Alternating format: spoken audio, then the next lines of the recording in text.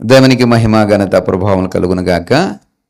మేల్కొల్పు ప్రార్థన వీక్షకులందరికీ కూడా ఈ శుభోదయపు ఆశీర్వాదములు, శుభోదయపు దీవెనలు తెలియజేస్తూ మీ ముందుకు వస్తూ ఉన్నాను.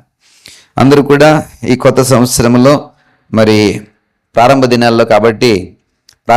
దినాలు కాబట్టి కొంత ఉత్సాహము, ఉద్యమం ఉంటుంది. రోజులు గడిచే కొద్దీ కొత్త సంవత్సరం కాస్త పాత సంవత్సరం అయిపోతూ ఉంటుంది. ఇప్పుడు ఉన్నటువంటి ఉద్యమం అప్పుడు ఉండదు. ఇప్పుడు తీసుకున్నటువంటి నిర్ణయాలు అప్పుడు పనిచేయవు.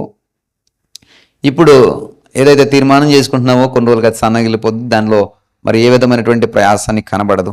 ఎందుకంటే ఈ ఎమోషనల్ అంటే కొత్త సంవత్సరం అనేటువంటి ఒక ఎమోషన్ ఉంది, చూసారు. దాన్ని కొద్ది రోజులు మాత్రమే నువ్వు ఆస్వాదించగలుగుతావు. దాన్ని కడవరకు నువ్వు ఆస్వాదించలేవు. ఆ ఎమోషన్ని కడవరకు నువ్వు కొనసాగించాలంటే నీ సంకల్పము చాలా బలిష్టంగా ఉండాలి. నీ యొక్క పట్టుదల విడిచిపెట్టనటువంటి పట్టుదలగా సాధించేటటువంటి పట్టుదలగా ఉండాలి. అలాగే నీ మనసు నిలకడగా ఉండాలి. నీ బుద్ధి మరి నిశ్చలత కలిగినటువంటి బుద్ధిగా ఉండాలి. అప్పుడే నీవు నూతన సంవత్సరంలో తీసుకున్నటువంటి నిర్ణయాలకి లేదా తీర్మానాలకి నీవు మరి ఉభయ ఉండగలుగుతావు. అంటే విధేయతగా, లేకపోతే అందులో నిలకడగా ఉండగలుగుతావు.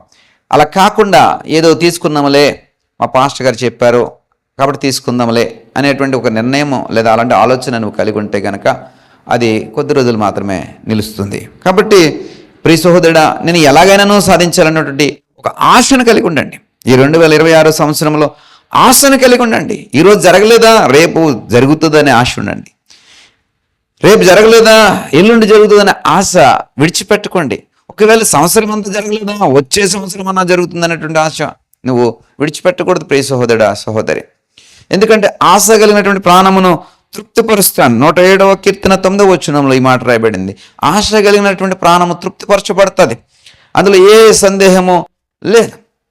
కాబట్టి ఆశను ఎప్పుడు విడిచిపెట్టద్దు ప్రియ సహోదరుడా, సహోదరి.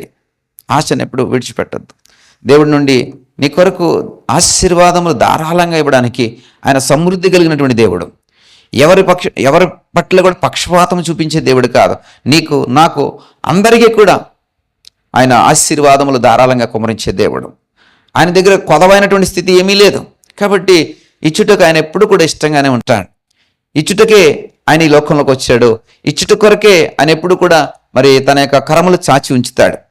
మనం ఏం చేస్తూ ఉంటామంటే ఈ ఆశను విడిచిపెట్టి ఇంక దొరకదేమోలే, ఇక మనకు అవదులే, మనకి ఎందుకులే, ఏదో అనుకున్నాం కానీ ఇది జరిగే పని కాదులే అనేటువంటి నిరుత్సాహం. ఎవరి మాటలు నువ్వు ఏమన్నమాక. నీవు ఆశ కలిగి ఉన్నావు, దానిలో నిలబడు. ఆశ కలిగి ఉన్నావు, ప్రభు నాకు ఇస్తాడనేటువంటి విశ్వాసాన్ని విడిచిపెట్టకు. ఆశ కలిగి ఉన్నావు, సాధించే వరకు పట్టుదలను నువ్వు కలిగి ఉండు. ఆశ కలిగి ఉన్నావా, మరి ఆ నిలకడైనటువంటి స్థితిని మనసును నిలుపుకొని దానికోసం ప్రయాసపడేటువంటి అనుభవాన్ని నువ్వు కలిగి ఉండు. ప్రియ సహోదరుడా, సహోదరి. ఇర్మీయా గ్రంథము 31వ అధ్యాయం 14వ వచనంలో చెప్పబడుతుంది, నా జనులు నా ఉపకారములు తెలుసుకుని తృప్తి నొందుదురు అంటున్నాడు. నా జనులు నా ఉపకారములు తెలుసుకుని తృప్తి నొందుదురు అంటున్నాడు. కాబట్టి ప్రియ సోదరుడు, ఆశ కలిగి నువ్వు ప్రభుని అడుగుతూ ఉండు. ఆశ కలిగినటువంటి ప్రాణము ఆయన తృప్తిపరుస్తాడు. నువ్వు తృప్తి పరచబడేంత వరకు కూడా ఆయన్ని విడిచిపెట్టుకో, ఆశను విడిచిపెట్టుకో అంటున్నాడు. నా జనులు నా ఉపకారములను తెలుసుకుని, అంటే ఆయన చేసిన ఉపకారాలు తెలుసుకుని తృప్తి నొందుతారట. అంటే నా దేవుడు నాకు ఇది చేశాడు, నా దేవుడు నా పక్షంగా ఇది జరిగించాడు అనేటువంటి ఆ సమాచారం తెలుసుకుని తృప్తి అంటే దేవుడు ఉపకారములు చేసే దేవుడు. ఎలాంటి ఉపకారములు అండి? నువ్వు తృప్తిని పొందేటంతగా, నీవు తృప్తిని కలిగేటంత వరకు ఆయన ఉపకారములు చేసే దేవుడు. ఆ ఉపకారములు ఏదో నీకు స్మెల్ చూపించి బిర్యానీ బాగుందా అనేటువంటి దేవుడు కాదు. నీకు తృప్తిగా బిర్యానీ పెట్టే దేవుడు. లేకపోతే కొంచెం ఏదో వడ్డించి టేస్ట్ చేసిన తర్వాత అయిపోయిందని అలా కాదు. నీవు తృప్తిగా తినగలిగేటంత దేవుడు నీకు ఇచ్చే దేవుడు. అంటే నీకు అర్థమవడానికి కోసం ఈ మాట చెప్తున్నాను. కాబట్టి నువ్వు తృప్తి పొందేటంత వరకు కూడా ఆయన ఉపకారములను చేస్తూనే ఉంటాడు. ఉపకారం చేస్తూనే ఉంటాడు. ఈ ఉపకారం మనం పొందుకోవడానికి ప్రయాస కలిగి ఉందాం.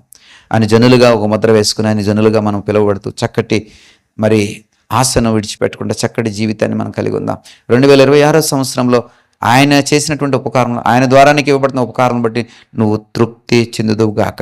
చిన్న ప్రార్థన చేస్తాను. దయగల తండ్రి, కృపగల దేవా, మరి మేల్కొలుపు ప్రార్థన ద్వారా ఎవరైతే ఆశను కలిగి ఉండాలని ఆశపడుతున్నారో, అయా ఎవరైతే మరి నీ ఉపకారం బట్టి నేను తృప్తి పొందాలని ఆ యొక్క కోరికను తృష్ణను కలిగి ఉన్నారో వారిని ఇప్పుడే దర్శించండి నాయన. వారి జీవితాలు గొప్ప కార్యాలు జరిగించండి.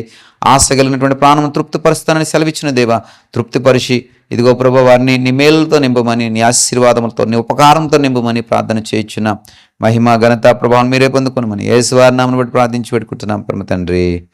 ఆమేన్.